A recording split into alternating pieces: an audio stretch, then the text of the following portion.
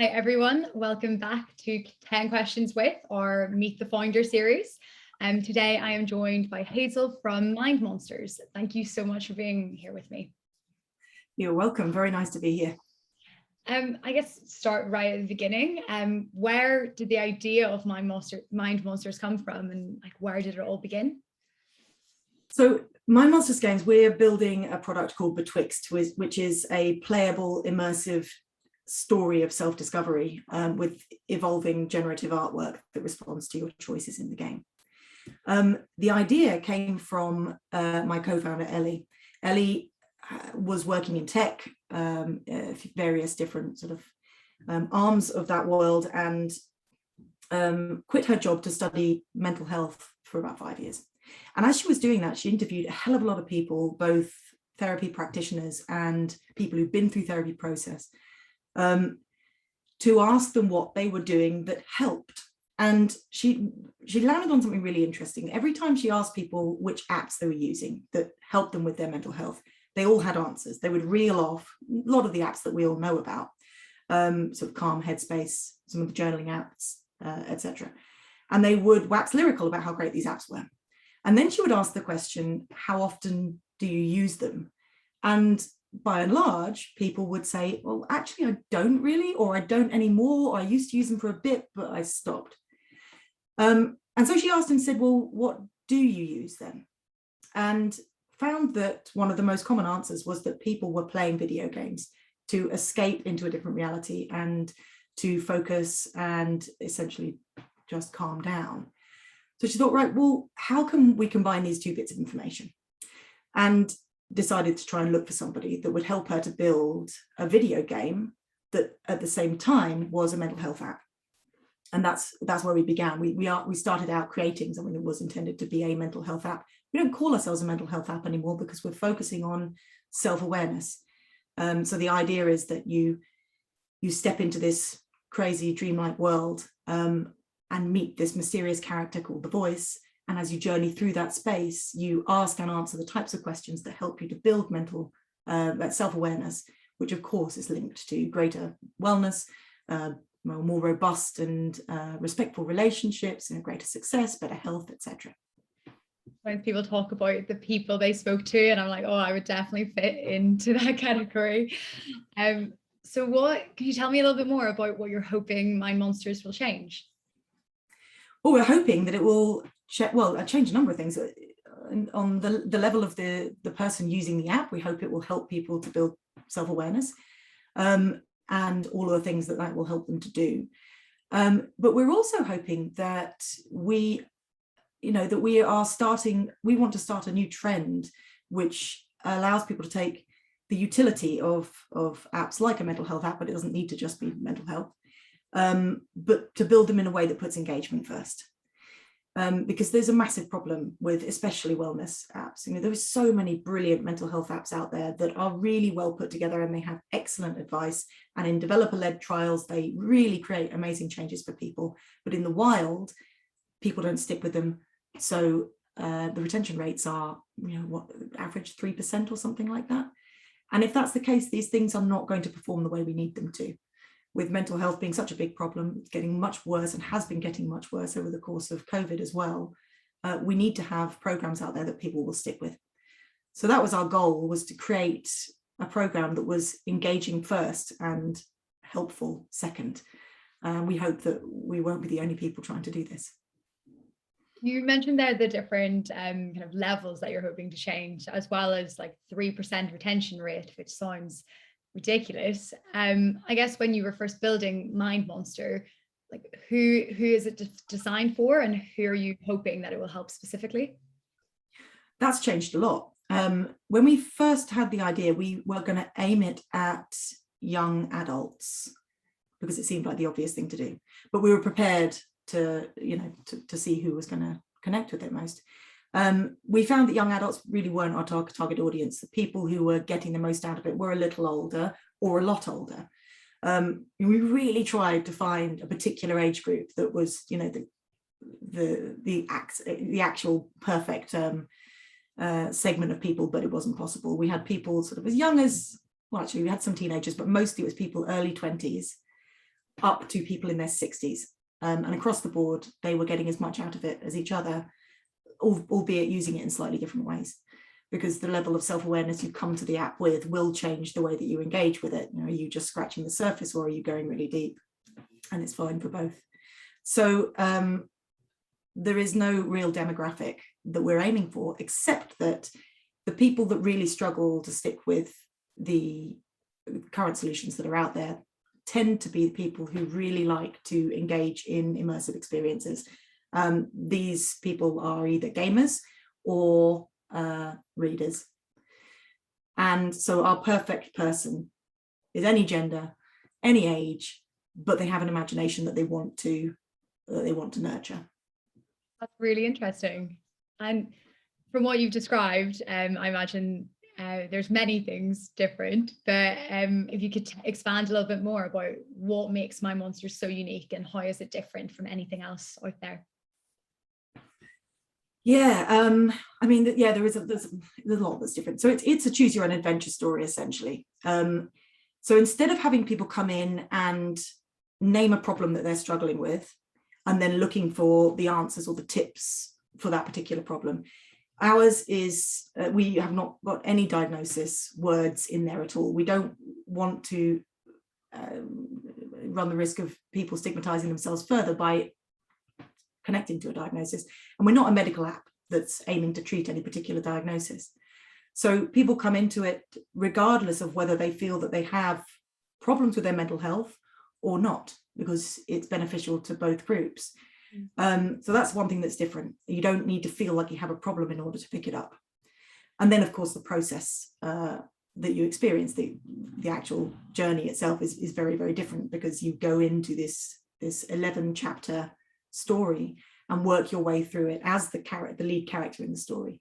One of the most important arcs that happens in the game is that you begin as a character, which is a little bit like a metaphor for how we often feel when we aren't feeling great, sort of like a puppet that external influences are sort of bearing over.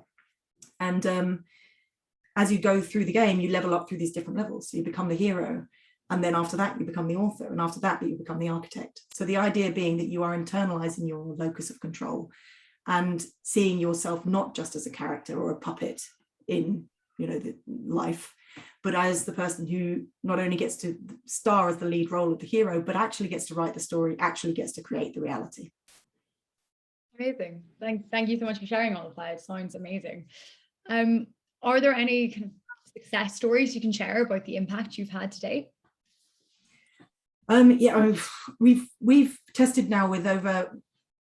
I'll start by saying that we're just about to launch our product in Web3. So we are going to create 1,777 NFTs, which will act as the gateway to the world of the in-between. And this is going to be the first time we have released the entire game, so the whole 11 chapters. Before this, we launched a beta test app with the first 5 chapters of the game on the iOS store, and we've tested that with over 6,000 people, many of whom we've spoken to on either through emails or video calls in order to get the feedback we needed for this.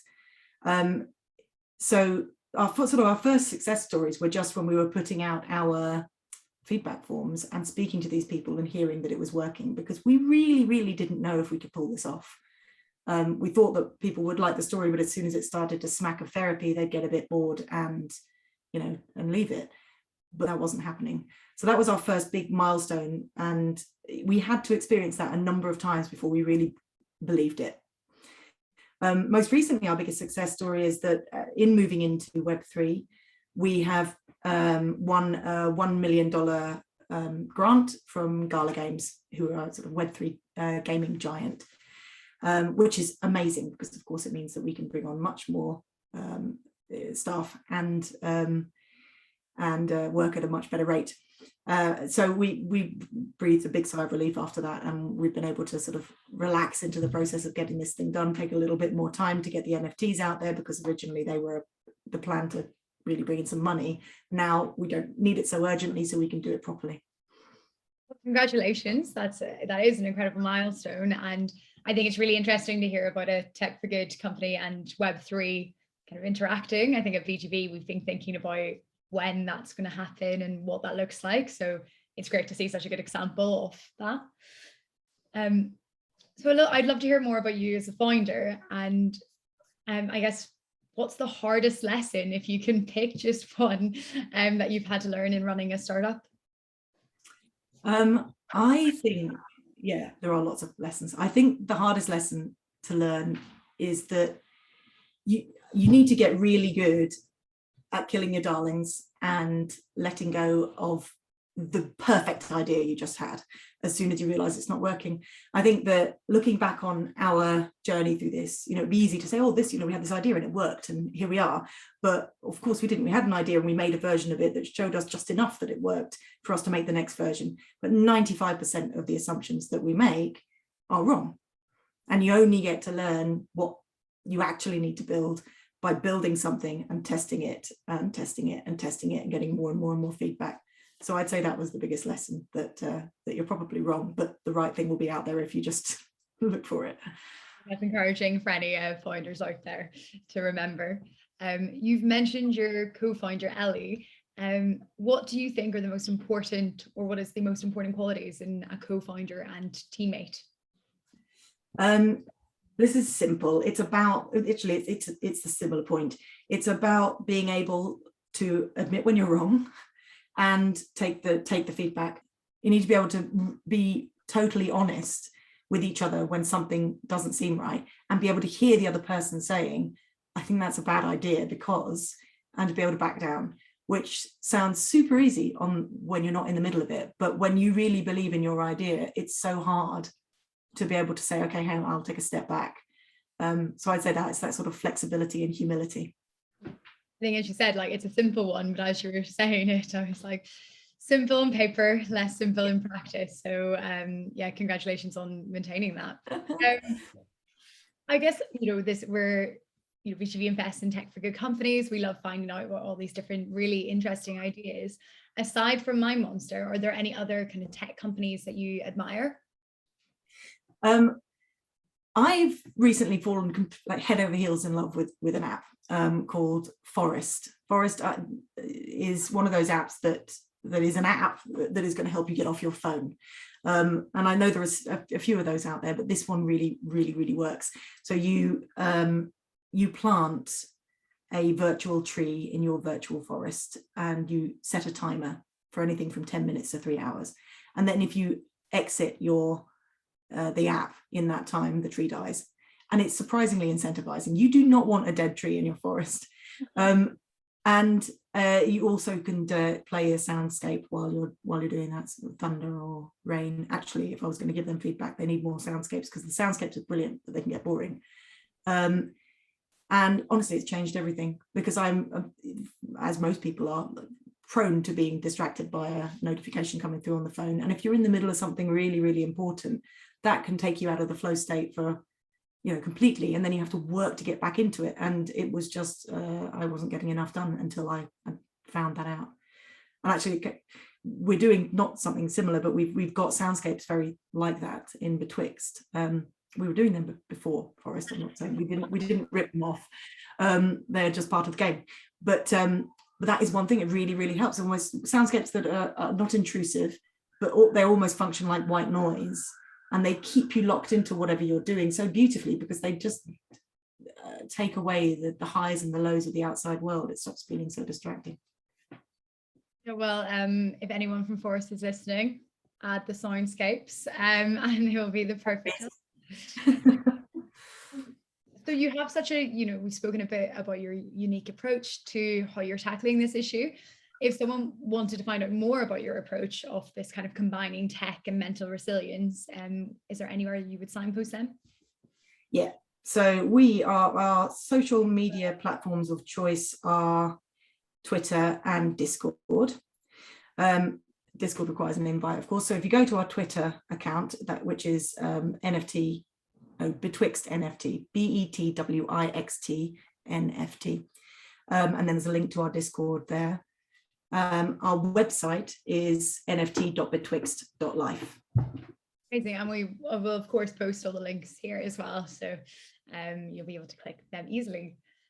Okay, well, last question, Hazel. It would just be great to know if there's anything anyone listening can do, can help you with, and what's next for you, and how can people get involved? Well, what's next for us is the launch. We are literally weeks away from dropping the first round of NFTs. I haven't really said, actually, I'll very quickly say that the NFT itself, it builds itself as you go through the game. So you start out with a really basic image, and then with every dream of the game, the chapter's called Dreams, you play, you flip over the card, the interface of the app looks like a card, and you see this new evolution of the image, which of course gets increasingly complex and beautiful as your relationship to yourself gets increasingly complex and beautiful. So by the end of it, people will have this unique representation of their journey through the game, which will be their NFT, which they then mint. Because we're moving into that, because that's on the horizon for us, the main thing we're looking for is ways of getting the word out. This needs to be within Web3, of course, but if anybody has any recommendations for podcasts or any other sort of Web3 space where we can speak about what we're doing, that would be wonderful. Amazing. Well, that's all for me, but I've really enjoyed hearing more about My Monsters and Betwixt, of course, the product. Thank you so much for your time, and hopefully you'll be flooded with podcast recommendations and getting the word out there. Wonderful. Thank you very much. Bye.